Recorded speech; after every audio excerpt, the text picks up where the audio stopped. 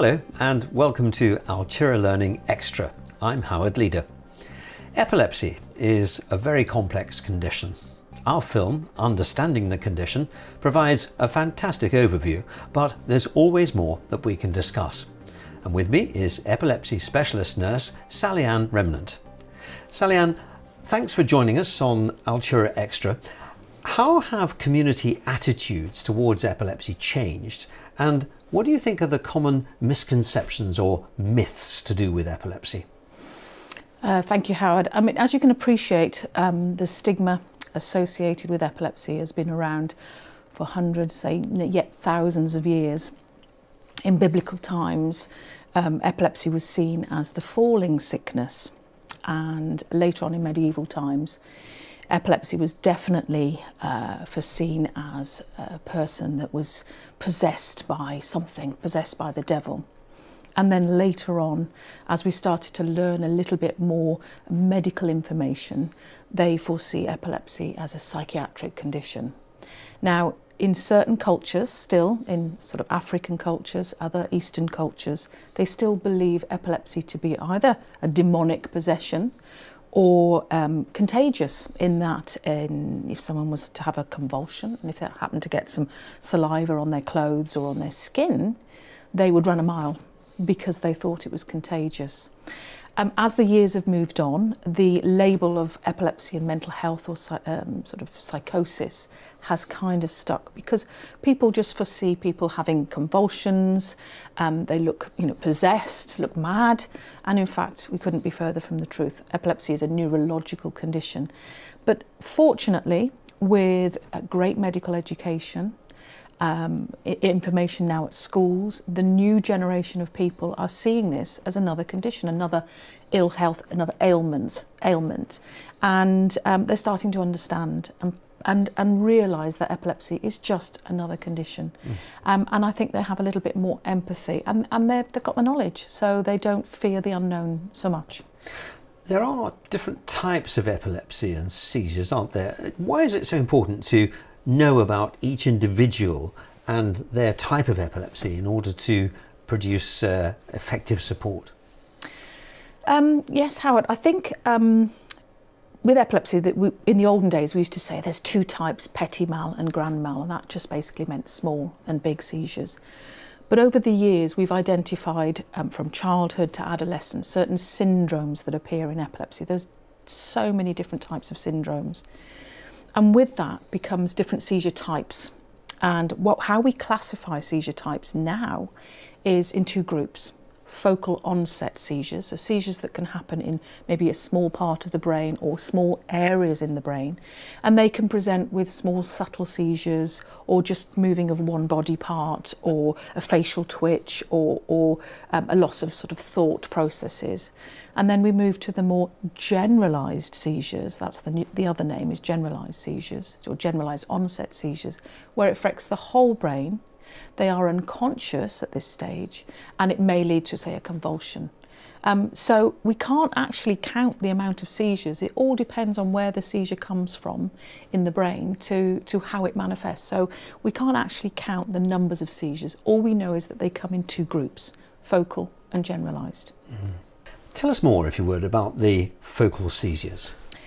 They can manifest from all different parts in the brain, and it means focus means they're focusing on one area.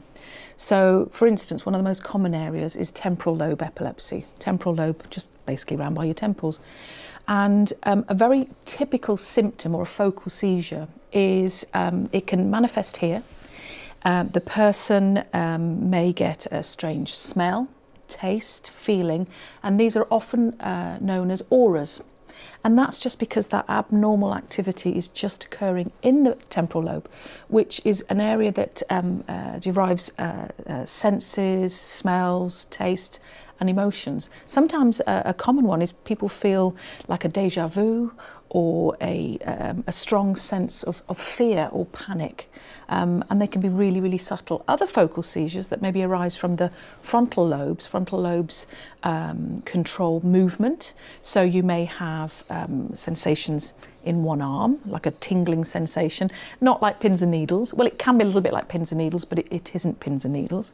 There can be some twitching, and sometimes there can be some facial sort of twitching or feelings as well. So it all depends really where it's arising from.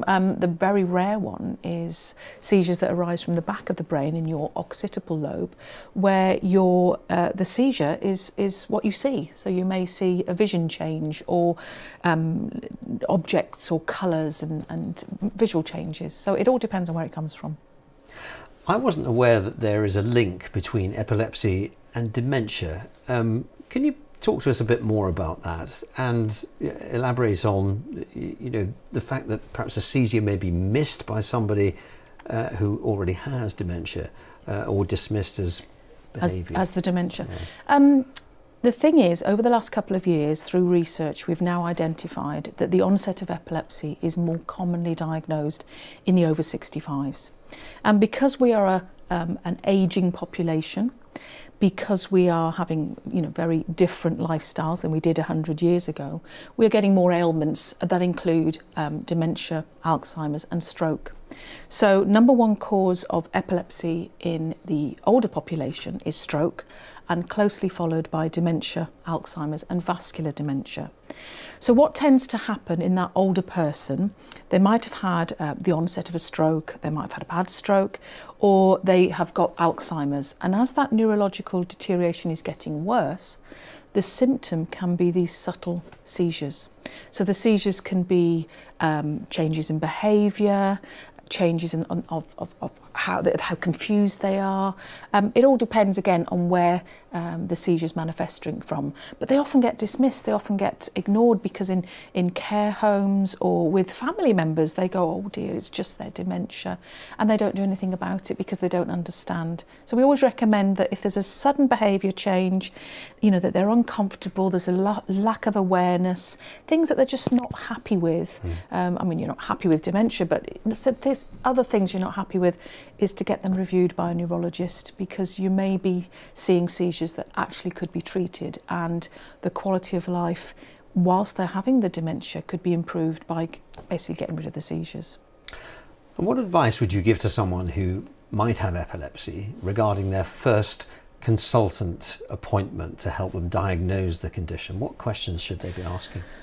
I think their first appointment, they're going to be full of dread, fear, anxiety, so they're not going to listen to anything the consultant has to say or ask. So my recommendation is always go with somebody, and if you're going with somebody, make sure they know you and make sure they've seen a seizure or an event. Write down the description of the event, or make sure the person is quite happy and eloquent to kind of tell the consultant all about the event, so we get a good picture of what it's all about. The questions you need to ask or need to present, or information you need to give, is medical history, how the medication that you're on, any family history, and have any sort of recent diagnostics, blood tests, anything that you can gather that will save the consultant time. And once they've got all that in front of them, then they can give you time to start maybe asking you more subtle questions, more supportive questions, and then lead you gently into what possibly could be the diagnosis. So go well prepared and always have a good witness with you. That's what we say. Yes. If someone's at risk of seizures, what are the sort of safety considerations that people need to think about? For instance, should showering or bathing be approached? I mean, we always bring this up. So if someone comes into accident, emergency or casualty, and they've had a one-off seizure, one of the words of advice is, if you go home, really look after yourself. Please don't have a bath, have a shower. And that's common sense, because if suddenly they were to have a seizure in the bath, they could sadly drown in a couple of inches of water, whereas a shower, you're more likely just to fall and maybe have a bump to the head, but you're not going to drown. So that is a precaution. There are so many safety things that we have to consider. So if someone was living on their own with epilepsy, they need someone to check on them. There are so many devices. There's a GPS device, there's bed alarms, there's call alarms. It's about talking to maybe an epilepsy nurse or a community nurse, or going online to some of the epilepsy charities. They're brilliant at advising people about what to do in their homes, how to get support. But if you're living within a care environment, staff training is imperative. Monitoring, a simple baby alarm can be enough, just say a baby alarm, but a monitoring system that can listen in case people have seizures at night, which can be dangerous. So I would probably say have a chat to the charities. They have a list and my arm's length about all the different risk things that you need to consider. So that's the first point of call. Well, you've mentioned in the care environment, so what should a carer do if somebody experiences a seizure whilst they're in the bath? I get asked that question all the time. Basically, extreme common sense, pull the plug. So in the bath, if someone's having a tonic-clonic convulsion, the first thing they do is their body will stiffen, and it usually involves the upper shoulders. They will rise up in a sort of stiffening position, and they will automatically slide down under the water. So once that's happened, grab the plug, obviously to empty the water. Keep their heads above water. You can do that by rolling a towel, or if you can't reach a towel, just do your best to hold them above the water. And then as the water's going away, grab loads of towels, obviously call for help as well, and keep them warm and dignified. You know, respect and dignity, keep them covered up as well. Once the seizure's stopped, you can then just stay with them. And when they're starting to recover, you can assess whether they can get out of the bath, you know, with a little bit of help, and then take them somewhere like a bed or somewhere safe. If not, you just keep them in the bath, in the bathtub, and just keep them warm and safe until they're ready. But it's common sense stuff, really. Oh, that's sound advice. And what should staff do if people either forget or refuse to take their medication? This is a common occurrence. People in the community, you know, we're all not very reliable at taking our medication. So again, the charities are very helpful. They can point you towards digital watches that bleep every time you need to take your medication. We have these smartphones that I do set alarms all the time. You set alarms to take your medication. Chemists, pharmacies, they will help you have sort of docet boxes, so boxes that have your medication at certain times already organised for you, blister packs, so that, you know, you can look at the pack and you think, oh my goodness, yes, I did take that one because that one's missing. Monday morning is missing. That means I now need Monday evenings. So there's lots of things you can do to remind you, but it is really important not to forget your medication, because once the level of drug starts to drop, then you're at risk of having more seizures. So from a care point, if a patient or a client of yours refuses medication and hours have passed, it depends on the medication. If the medication has a long life, you can normally wait a little bit longer, then give them the medication a bit later when they're happy to take it. If they have a shorter life, the best advice is to contact the pharmacy, who know all about medication, or secondly the GP, and ask advice about whether they should keep encouraged taking the medication or leave it till later on. But the best advice is pharmacy and GP, or try and encourage them to take it. It's difficult because there's so many different situations. Somebody may be poorly, you know, sickness, diarrhea, and you know they can't even stomach any medication. So contact the GP for advice, because they may be able to give you a different formula of the meds, so which is easier to take. So yeah, that's a serious point. I know that you've been doing some work on the effect of constipation on epilepsy and seizures. This will be of interest. Tell us more about that. So when I was doing my medical masters in epileptology, it's a big long word, epileptology, we were asked to do a research project, and my thesis was on seizure frequency in those people within a care setting with sort of severe learning disability and severe constipation. And what I did was we gathered, it ended up with about 11 to 15 patients, and we collected their seizure information and their bowel charts, their bowel information, and we made a correlation. And we identified that when these patients were severely constipated, their seizures went through the roof. They had loads and loads of seizures. So when I looked into it, I thought anecdotally that the information would be everywhere, you know, because my colleagues, patients, families have always said, yes, their epilepsy gets so much worse when they're constipated, but I couldn't find any information. So I decided to take on the research. So basically what we found was when somebody's chronically constipated, it can affect what we call gastric emptying. And gastric emptying is when the food or the medication leads the gut to then be absorbed in the intestines. It slows this process down. And if this process is slowed down, it means that the drugs aren't absorbed enough or quickly enough to activate or non-activate the seizures. And if the drug levels are low, then seizures are thinking, yes, I can have as many seizures as I like. They increase. So the person becomes at risk. So my advice, if somebody is chronically constipated that has epilepsy, watch it very carefully because it can worsen the seizures. And if that is the case, they need to be very formally assessed for tailored bowel care to make sure that that's not going to be a problem. Fascinating. We haven't yet talked about SUDEP, or sudden unexpected death in epilepsy. How can we minimise the risk of that happening? Well, in 2002, there was a massive audit, centennial audit that was done on deaths in epilepsy. And this is when we discovered about these sudden, unexpected, unexplained, unwitnessed deaths that were occurring. And it takes the form of a healthy individual with and without learning disabilities who has no other problems really unless they've just got epilepsy. And they will suddenly pass away, usually in sleep. They're found face down, unfortunately, no sign of a struggle, and it's very sudden. And what they have found in research is that there is possibly a genetic component to this.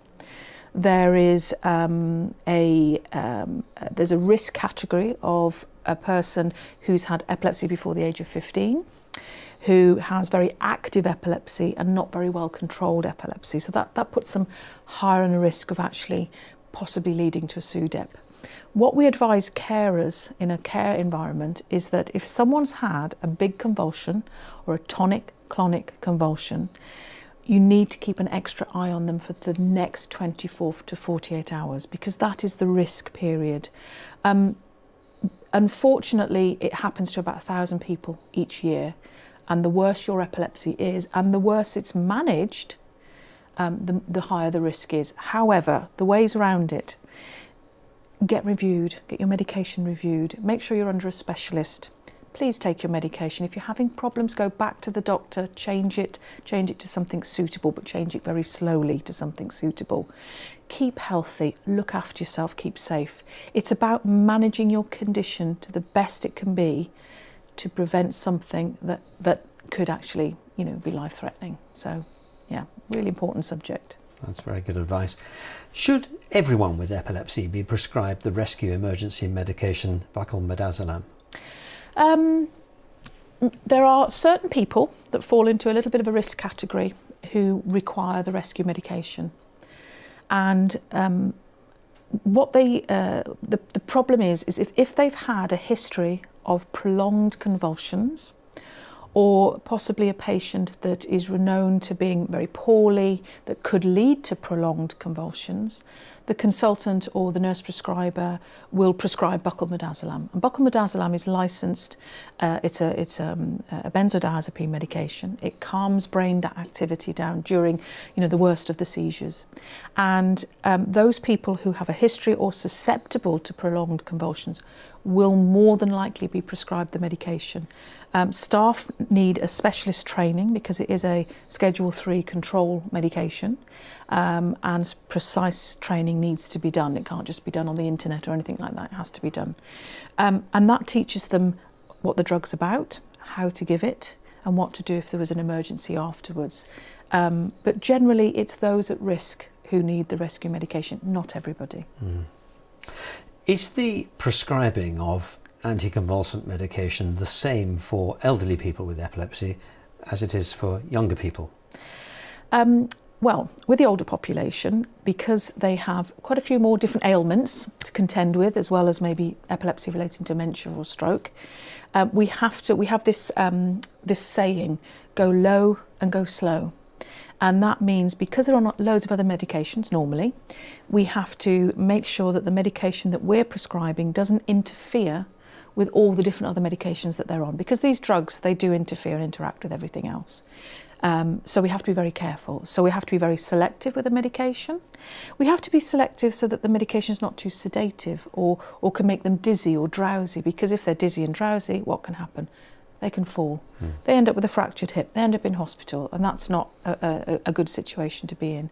So low and slow, small doses, and slowly titrate it until they're comfortable and safe, and hopefully the seizures have diminished. So that's how we prescribe. We have to be extremely careful when prescribing to the older population.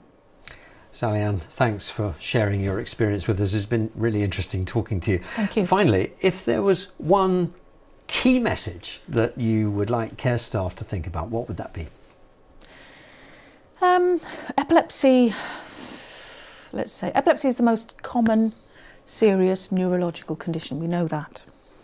And it can happen to anyone, from a small child to a 99-year-old person. So it can happen to anyone.